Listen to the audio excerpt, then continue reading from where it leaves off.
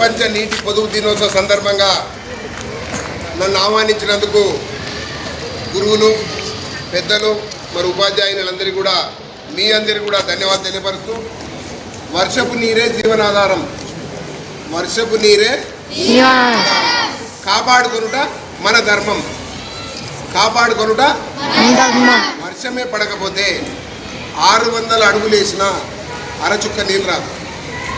వర్షాలు పడకపోతే, భూమిని లోపలికి పంపకపోతే 600 అడుగులు వేసినా అరచుక్క నీళ్ళు రాదు. వర్షపు నీటినే కాపాడుకుందాం, భావి తరాలకు మనం సూచన ఇద్దాం. ఈరోజు మనం ఎన్ని నీళ్ళు వేసి చేస్తున్నామంటే, రాజస్థాన్లో ఒక బకెట్లో బట్టలు ఉతికి స్నానం చేస్తాం, మనం 2 బకెట్లో స్నానం చేస్తాం. ఒక్కొక్క చుక్కను లెక్క పెడితే 1 గంట అయితే గ్లాస్ నిండుతుంది. 1 కిలో రైస్ కావాలంటే, నీకు పంట మనం తినే రైస్ కావాలంటే 250 లీటర్ల నీళ్ళు కావాలి. ఎంత? 250 లీటర్ అయితే కానీ 1 కిలో రైస్ మన ఇంట్లోకి వస్తుంది. నువ్వు వండిన తర్వాత 1/2 కేజీ రైస్ పడేసినావు అంటే 100 లీటర్ల నీటిని నువ్వు వృధా చేసినావు. మనం భవిష్యత్తులో రక్తం దొరుకుతుందేమో కానీ నీరు దొరకని పరిస్థితి ఏర్పడుతుంది. రక్తం దొరికే పరిస్థితి వస్తుంది కానీ నీళ్ళు దొరకని పరిస్థితి ఏర్పడే ప్రమాదం ఉన్నది.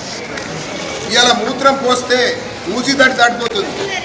ఉన్నది ఏమైనా మట్టిరోడు, మన ఇంట్లో మూత్రం పోస్తే పైప్ లైన్ ద్వారా మూసిన దాటిపోతుంది. భూమిలోకి నీళ్ళు పంపితేనే మనకు నీళ్ళు వస్తాయి. మీ డాడీ మమ్మీ బియ్యం తీసుకొచ్చి కుండలో పోస్తే వాళ్ళకి తీసి పడుతుంది, అంతే కదా. డబ్బల పోస్తే వాళ్ళకి తీసి రోజు పడుతుంది. మనం వర్షం నీటిని భూమిలోకి పంపితేనే మనం నీళ్ళు తీసుకోవచ్చు. వర్షం నీళ్ళనే మనం భూమిలోకి పంపకపోతే, మన ఇళ్ళలో ఇంకుడు గుంత లేకపోతే, చుట్టుముట్టు చెరువులను కాపాడకపోతే భావి తరాలకు మనం ద్రోహం చేసిన వాళ్ళం అవుతాం. కాబట్టి ఇక్కడ నుంచి మనం అంట్లు తోమేటప్పుడు ఒక డబ్బాలు నీళ్ళు తీసుకొని కడిగినాక ఇంకో డబ్బాలు కడగాలి. కొందరు ఏం చేస్తారు, తోమగానే నల్ల కింద పెడతారు, కడుగుతారు, పళ్ళు కూడా తీస్తారు, దాని కింద పెట్టి కడుగుతారు, నీళ్ళు వృధా అవుతాయి.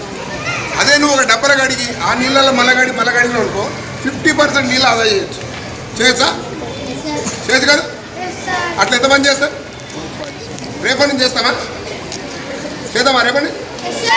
మీ మేడం చెప్పినట్టు నీళ్ళు చెట్లకు పోయండి, అది కూడా ప్రాణి, దాన్ని కూడా కాపాడుకోవాలి. కావున మనం ఎక్కడికి పోయినా మన ఇంట్లో కూడా ఎవరైనా బంధువులు వస్తే కూడా చిన్న గ్లాస్ తీయాలి నీళ్ళు. పెద్ద గ్లాసులో నీళ్ళు ఇస్తే సగం దాకా సగం పడిస్తుంది. నిజమా కదా? మన ఇంట్లో పని బట్టలు ఉంటుంది, నీళ్ళు ఉడకపోతుంది, మళ్ళీ ఉంటుంది. దాంట్లోనే 3 సార్లు కాపాడదామా? వాటి నల్లను వేస్ట్ పోనీయకండి. మీ ఇంట్లో మీ తల్లిదండ్రులు చెప్పండి, నాయన వర్షం నీళ్ళే జీవనాధారం, కాపాడుకుంటే ధర్మం, వర్షం నీళ్ళు భూమిలోకి పంపిద్దాం, మనం ఒక గుంత తోడదాం, దాన్ని ఇసుకేద్దాం, భూమిలోకి పంపిద్దాం, ఆ నీళ్లు మనకు రేపు వస్తాయి. ఇవాళ మా ఇంట్లో 200 ఫీట్ల బోరే, మా స్కూల్లో 150 ఫీట్ల బోరే, 14 ఫీట్ల ఇప్పుడు గుంతున్నది, ఇప్పటికీ నీళ్ళు వస్తుంది. పక్క ఆయనకు 600 ఫీట్లు నీళ్ళు లేవు. కాబట్టి ₹1,00,00,000 పెట్టి ఇల్లు కడతాం, కానీ 10,000 పెట్టి గుంత కొట్టాం. ఇవన్నీ మీరు ఇన్నోళ్ళు చెప్పాలి పెద్దలకు, నాయన ఇంత పెద్ద ఇల్లు కట్టినాయన, నీళ్ళు ఏడుకెళ్ళి వస్తే మనకు ఆ గుంతలకు నీళ్ళు పంపినాయన అని చెప్పాలి. అంతా సీసీ రోడ్లు అయినాయి, కాలుకు మట్టి అంత, ఇంట్లోకి వెళ్ళి బయట వెళ్ళామంటే కాలుకు మట్టి అంతొద్దు, అట్లా సీసీ రోడ్లు అయిపోయినాయి. నీళ్లు భూమిలోకి పోయే పరిస్థితి లేదు. వాటి ప్రభుత్వం కూడా ఇప్పుడు స్ట్రిక్ట్గా చేసింది. భవిష్యత్తులో ఇంకుడు గుంటుంటేనే రిజిస్ట్రేషన్, భవిష్యత్తులో ఇంట్లో ఇంకుడు గుంటుంటే ప్లాట్ రిజిస్ట్రేషన్ వచ్చే విధంగా చట్టం రాబోతుంది. కాబట్టి ఇకనైనా మనం వర్షం నీటిని కాపాడుకుందాం, పర్యావరణాన్ని కాపాడదాం, ప్లాస్టిక్ దూరంగా ఉందాం. ఇవాళ నీళ్లు భూమిలో పోకపోవడానికి కూడా మనమే కారణం. చెట్లంతా ప్లాస్టికే, నీళ్ళు ఎట్లా పోతాయి? ప్లాస్టిక్ మీద నీళ్ళు ఉంటాయి, కిందలు పోతాయి, భూమిలో పోవు కదా. ప్లాస్టిక్ను కూడా విడనాడాలి. మనం సాధ్యమైనంత మట్టుకు మనం వర్షం నీటిని కాపాడుకుందామని ఒకసారి ప్రమాణం చేద్దాం. వర్షపు నీరే జీవనాధారం, వాటిని కాపాడుకొనుట మన ధర్మం. అందరికీ నమస్కారం. కోలా రవీందర్ ముదిరాజ్ అంటే ఎవరో తెలియదు, ఎవరూ గుర్తించరు. కానీ ఆయన మాత్రం తన కోసం కాకుండా తన సమాజంలో ప్రజలందరూ బాగుండాలని కోరుకుంటూ ఆయన పోరాటం చేస్తున్నటువంటి లేదా ప్రజల్లోకి తెలియజేయాలనే ఉద్దేశంతో కావచ్చు అతను చేస్తున్న 2-3 కార్యక్రమాలు మీ ముందు ఉదాహరించదలుచుకున్నాను. మొదటిగా ఈతను పాఠ్యాంశాల్లో చేర్చమని ఎన్నోసార్లు అధికారులను కలవడం జరిగింది. అదేవిధంగా డ్రైవింగ్ లైసెన్స్ ఉంటేనే డ్రైవింగ్ చేయాలని, అదేవిధంగా జాతీయ జెండాతో తిరంగా ర్యాలీ అనే కార్యక్రమాన్ని చేసి దేశభక్తిని తెలియజేశారు. ఉగాది పండుగ రోజున పచ్చటి ఆకుల్లో అన్నం తినమని చెప్పడం జరిగింది.